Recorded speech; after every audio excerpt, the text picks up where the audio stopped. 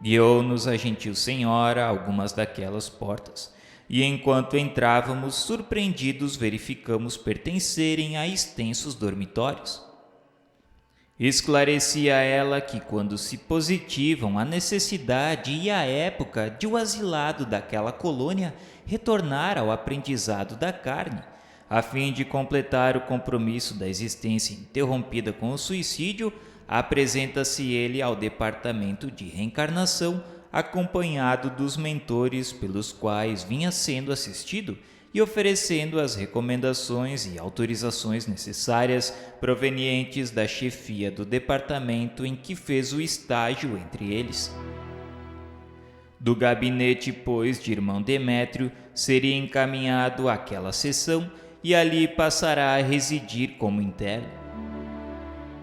Será hospedado com afeto e satisfação, procurando tornar o estágio o mais consolador e reanimador possível.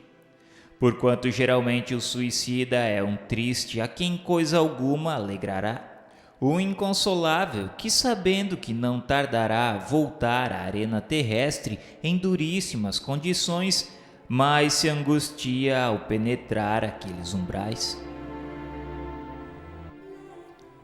Ali se demorará enquanto durem os preparativos para a grande caminhada.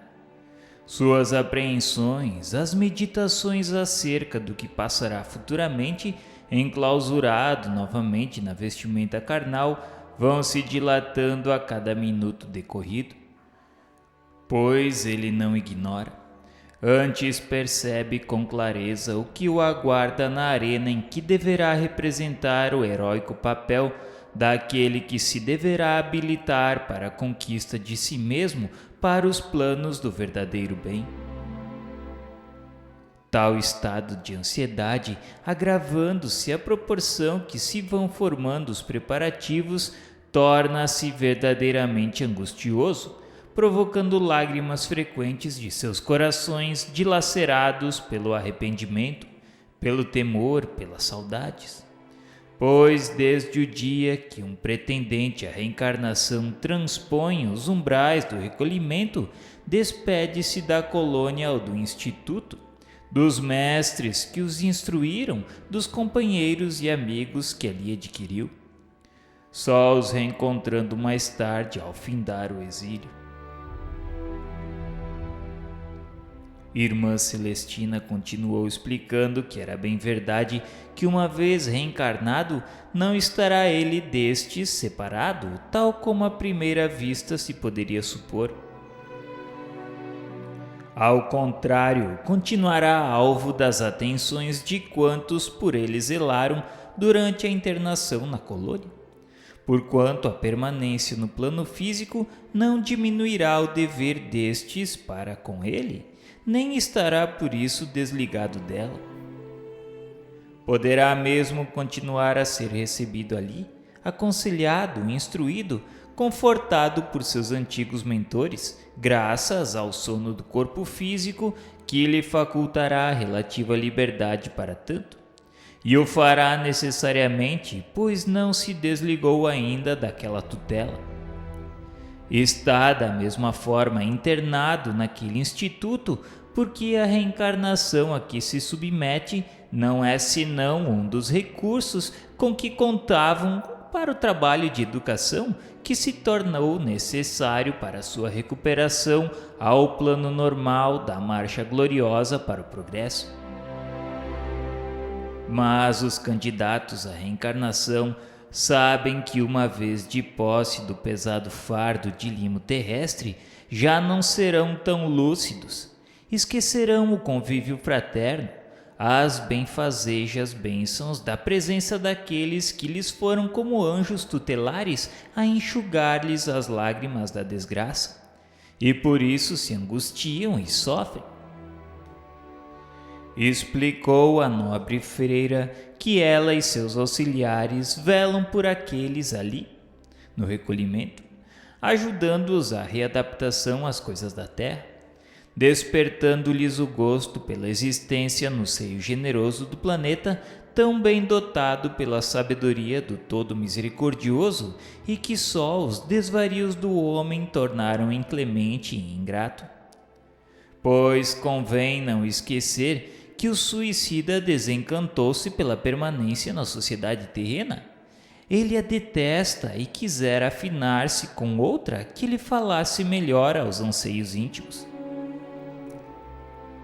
Contou-nos que muitos, apavorados com as perspectivas das expiações que só passam a conhecer minuciosamente depois que ali são internados, arrependem-se do intuito que traziam e, acovardados, pedem para dilatar um pouco mais a época do renascimento no que são atendidos. Em lágrimas são reconduzidos então ao local de onde vieram e entregues a seus tutelares locais, lá ficando sem outros progressos até que se decidam ao único recurso que lhes conferirá com efeito possibilidades de dias melhores, a reencarnação. Mas uma vez ali recolhidos, porém, não permanecerão inativos à espera de quem lhes prepare a moradia terrena do futuro. Com seus instrutores trabalham nos preparativos para o renascimento próprio, colaboram no exaustivo labor das pesquisas para a escolha dos genitores que melhor convenham à espécie de testemunhos que deverão apresentar à frente das leis sacrossantas que infringiram. Porquanto geralmente os suicidas não reencarnam para a expiação nos círculos de afetos que lhes são mais caros, e sim, fora deles, estudam sob orientação dos guias missionários a programação de suas atividades na Terra, aprendendo numa espécie de aula prática fornecida através de quadros inteligentes e movimentados, quais cenas teatrais ou cinematográficas, a desenvolvê-las, realizá-las, remediá-las, levá-las à finalidade heróica, agindo com acerto e prudência. Viajam dessa forma assiduamente à Terra, onde se demoram sempre acompanhados de seus tutelares generosos, procurando orientar-se nos hábitos a que terão de se adaptar, conforme sejam os ambientes em que arrastarão a condenação vergonhosa que consigo levam, porquanto a eles mesmos convém que se resignem à situação antes do ingresso no corpo carnal, para que não sintam demasiadamente ardente a mudança dos hábitos que a convivência na colônia forneceu. E depois das pesquisas ultimadas e escolhido o meio familiar em que ingressarão, demorar-se-ão ainda em torno dos futuros pais, procurando com eles se afinar, conhecê-los melhor, adaptarem-se aos seus modos, principalmente se couber como punição ou necessidade para o progresso, a difícil situação de aceitarem para o renascimento um meio hostil, onde existirão apenas, rodeando-os no decorrer dos dias, inimigos de existências pretéritas. Espíritos estranhos, indiferentes, portanto, aos infortúnios que os sacudirão. A eloquente interlocutora, percebendo meus pensamentos, explicou que as pesquisas a que ela se referiu consistem e movimentam-se em torno da procura de uma família, de um ambiente,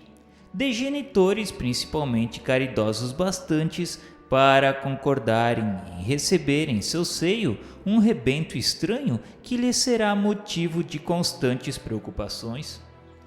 pois que, condenado aos dolorosos testemunhos que acompanham a reencarnação de um suicida,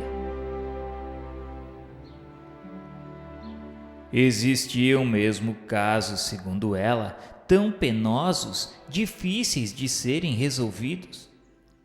E é quando desgraçados como aqueles que podíamos ter visto no manicômio ficavam ali detidos no recolhimento, esperando que se lhes consigam genitores, pois, como disse ela, eles, além de incapacitados para a colaboração com seus mentores em torno da causa própria, o estado que arrastam é de tal forma precário que para o renascimento só lhes permitirá a possibilidade de um invólucro material entorpecidos por achaques insolúveis, inacessíveis ao estado normal da criatura encarnada, constituindo dessa forma angustiosa provação para os pais que os recebem. Consoante ela já havia explicado que perante o nosso entendimento, muitos daqueles infelizes voltariam à vida planetária ocupando corpos carnais paralíticos, dementes, possivelmente surdos mudos, enfermos incuráveis e etc.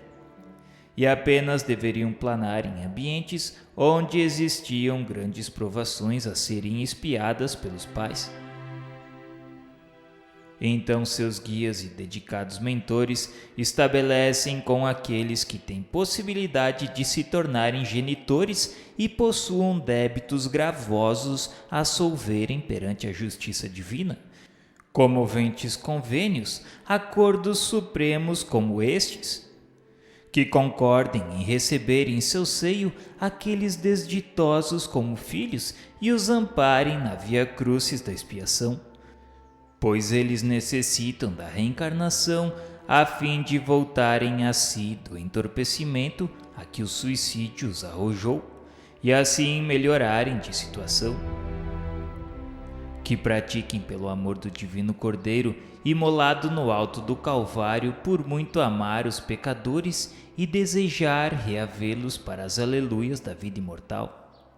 Tão sagrada a caridade, porque a suprema lei do amor ao próximo lhes conferirá o mérito da boa obra, favorecendo-lhes oportunidades dignificantes para realizações rápidas no plano da evolução para os estados compensadores e felizes.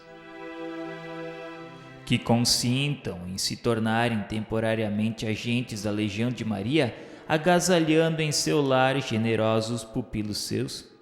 dos mais infelicitados pelo passado pecaminoso, até que finde a expiação necessária, a qual lhe sobrou da lição pavorosa do suicídio. Pois determina a lei que a caridade cubra uma multidão de pecados. E eles, os genitores, que também faliram contra a supremacia da incorruptível lei, veriam muito delitos levados à conta dessa sublime virtude que bem poderiam praticar, servindo aos sagrados desígnios do Criador. No entanto, se alguns bondosamente concordam em se desincumbirem da honrosa quão amarga tarefa, outros existem que as rejeitam, preferindo reparar as próprias faltas até o último ceitil, a contribuírem com seus préstimos para que um destes infelizes reparem a consequência do gesto macabro que preferiu sob um teto amoroso e honradamente constituído. E não se sentindo a isso obrigados por lei, preferem as asperezas das próprias provações ao lado de prole sadia e graciosa, ao invés de suavização das penas com a concessão de oportunidades generosas e compensadoras, sob a condição de exercerem a sublime caridade de se prestarem à paternidade de pequenos monstrengos e anormais que só lhes acarretariam desgostos e inquietações.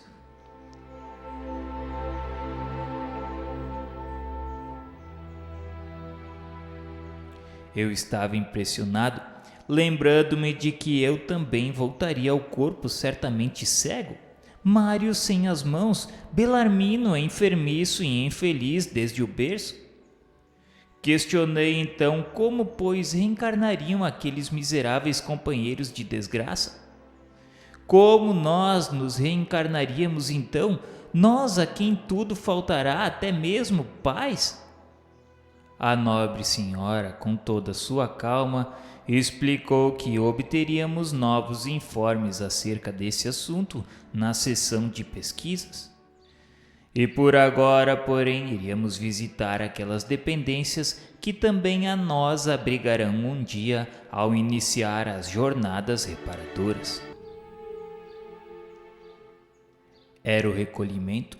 como enorme internato, compondo-se de 4 pavimentos bem distintos, conquanto não existissem quaisquer diferenciações nas disposições internas.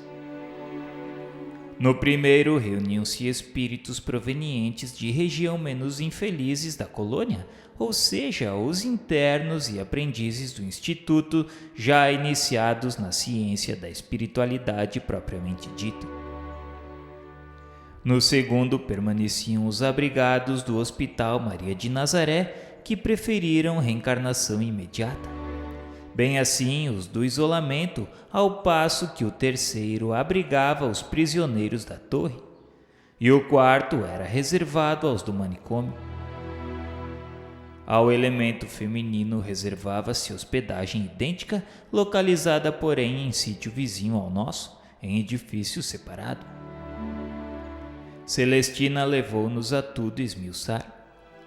O reencarnante seria ali registrado, seu nome, o local onde renasceria, a data do acontecimento, o nome dos pais, o período que deveria passar investido na existência planetária, etc. Tudo em torno dele ficaria modelarmente arquivado. Os internos viviam ali irmanados por idênticas preocupações, orientados pelos assistentes incansáveis que tudo tentavam a fim de vê-los vitoriosos nas pelejas dos testemunhos das lides terrenas. A qualquer parte a que as obrigações do momento os requisitassem, isto é, a terra, os gabinetes de análises, onde eram submetidos à melindrosa intervenção já descrita, as sessões de programação das recapitulações e de pesquisas, seria o recolhimento o ponto de retorno, para onde convergiriam todos até o término dos preparativos e para onde gravitariam mais tarde, quando extinguida a existência corporal, para que então se preparavam. Estes, isto é, os preparativos, frequentemente se dilatavam por algum tempo, exceção feita aos pupilos do manicômio, cujas providências para o retorno à gleba terrestre eram sucintas, resumindo-se quase que exclusivamente aos trabalhos de pesquisas.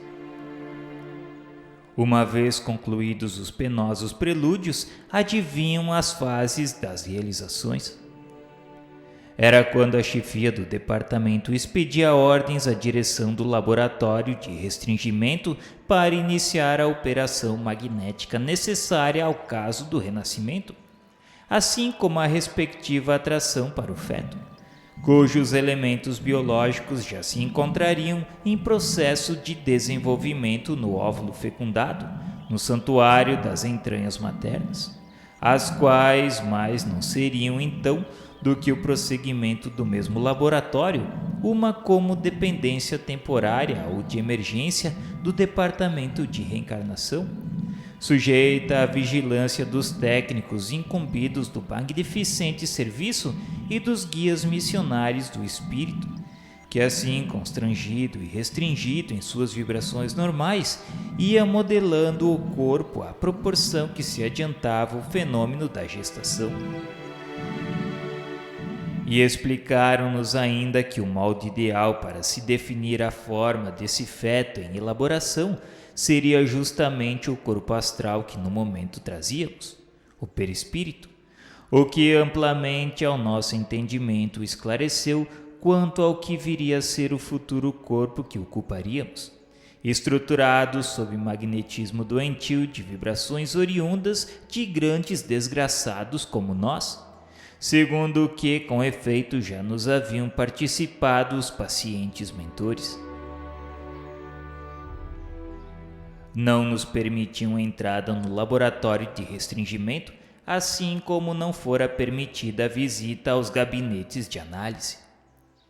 No entanto, informaram-nos de que, ao se internar no laboratório, não se prenderia a ele o condenado.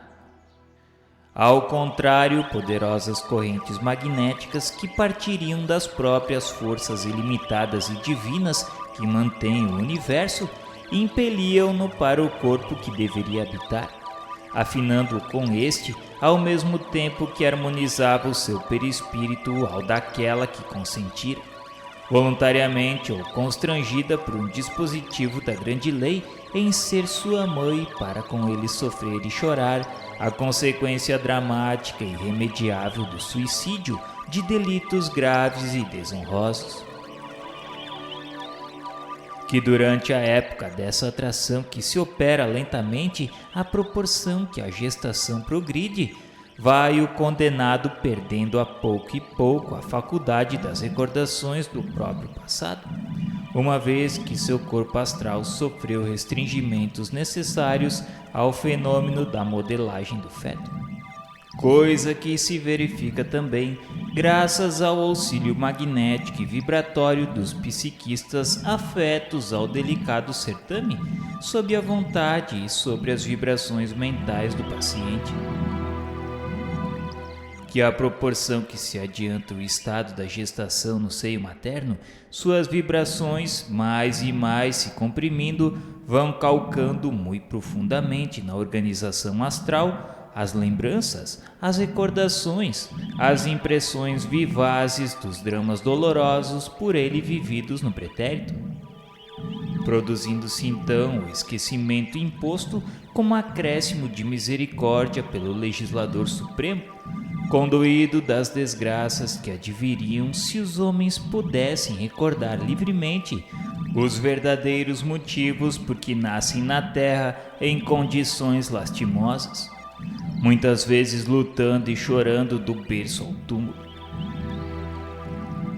Que ao entrar para ali, inicia-se em seu amargurado ser um como estado pré-agônico, fácil de ser compreendido em virtude do constrangimento que sofrem todas as suas faculdades, a sua mente, as suas vibrações. Que tal estado muito penoso para qualquer espírito torna-se odioso a um suicida, dado que sua organização astral se encontra angustiosamente abalada com o choque sofrido pela violência nele operada pelo suicídio e do qual só será aliviado muitos anos mais tarde,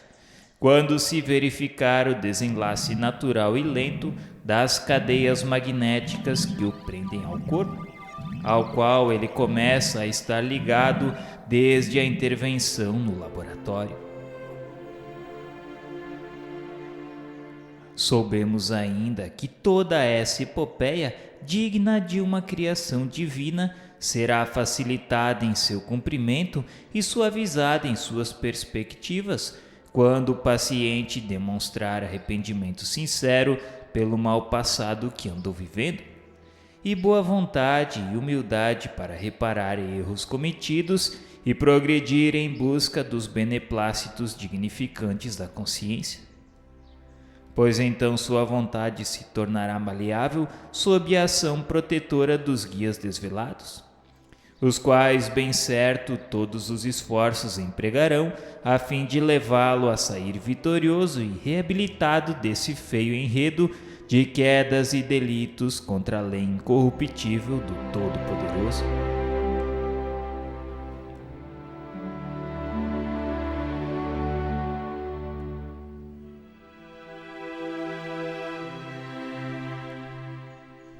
Passando assim por todas as dependências e obtendo sempre ora de irmã Celestina, ora de Rosália ou de um e outro chefe de gabinete valiosas elucidações, chegamos aos recintos reservados à programação de recapitulações, cuja finalidade foi razoavelmente descrita neste mesmo capítulo. Acrescentaremos apenas que ao ingressarmos no confortável edifício onde se estabelecia aquela sessão, fomos colhidos por agradável surpresa. Eram senhoras, jovens algumas, mesmo moçoilas mal saídas da infância, outras já em plena maturidade e até anciãs veneráveis que compunham o corpo de funcionários. Ativas, lúcidas, perfeitamente capazes do alto desempenho que lhe era confiado, consultavam as notas provindas dos gabinetes de análises e as ordens do templo e traçavam com sabedoria o esquema fecundo da existência que conviria a cada pupilo da colônia que a terra voltasse em vestes carnais. Eram, porém, dirigidas por sábios iniciados e guias missionários de cada um, aos quais prestavam filial obediência.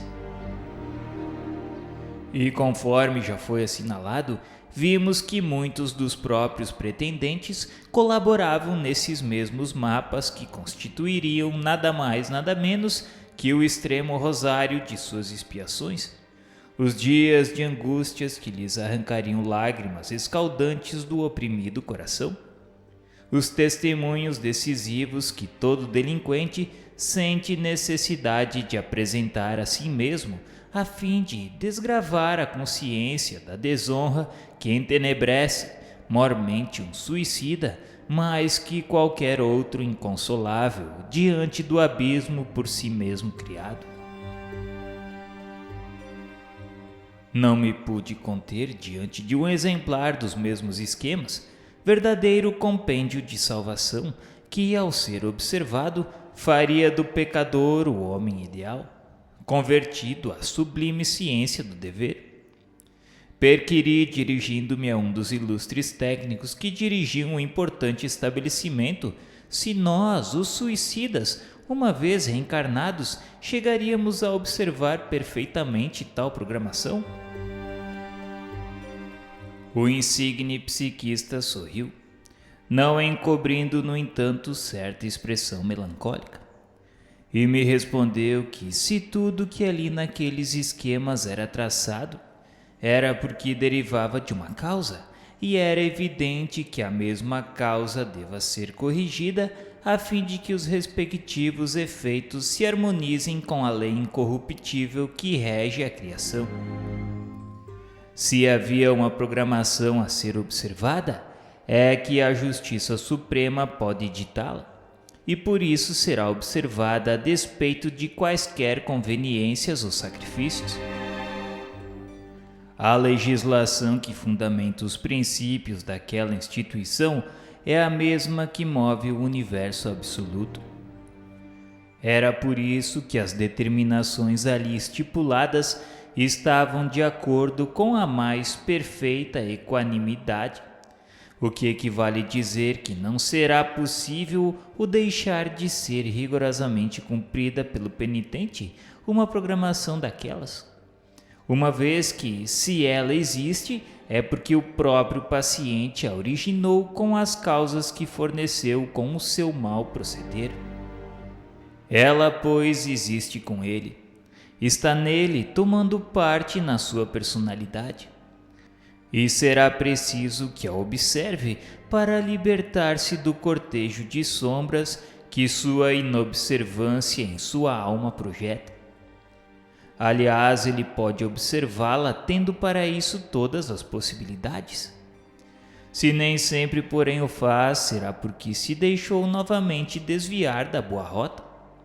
Então adquirirá novas responsabilidades e repetirá 2, 3, 4 romagens planetárias para que possa pagar, até o último ceitil, os débitos que haja adquirido para com a Suprema Lei, segundo a advertência do mestre insigne.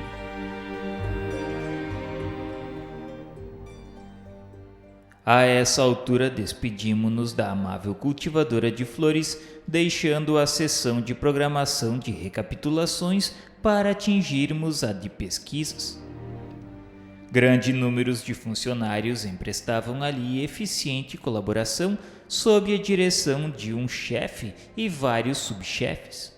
pois os serviços haviam de ser elaborados por comissões compostas de 2 a 4 personagens e um dirigente,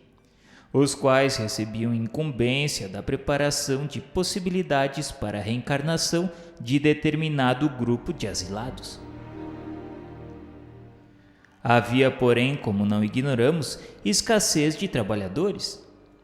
Assim foi que encontramos prestando valiosos concursos a mais esse departamento algumas personagens nossas conhecidas de outras localidades, tais como o próprio Teócrito dirigindo pequena caravana de investigações,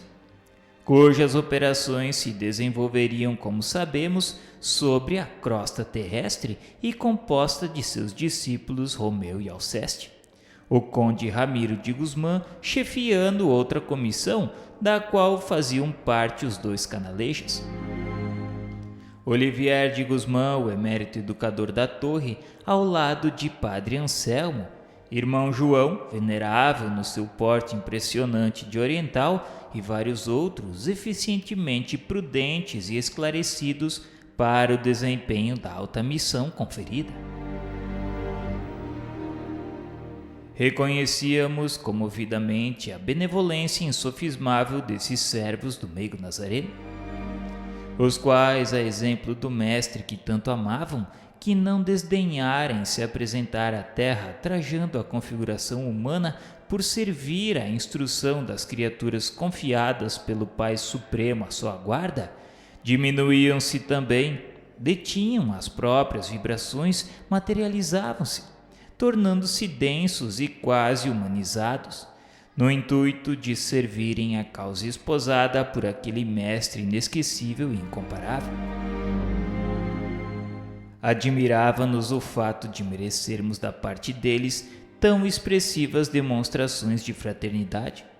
enquanto enternecidas nossas almas murmuravam ao nosso senso que cumpriria correspondêssemos a tão amorosas solicitações, dispondo-nos a atitudes passivas dignas de tão nobres instrutores.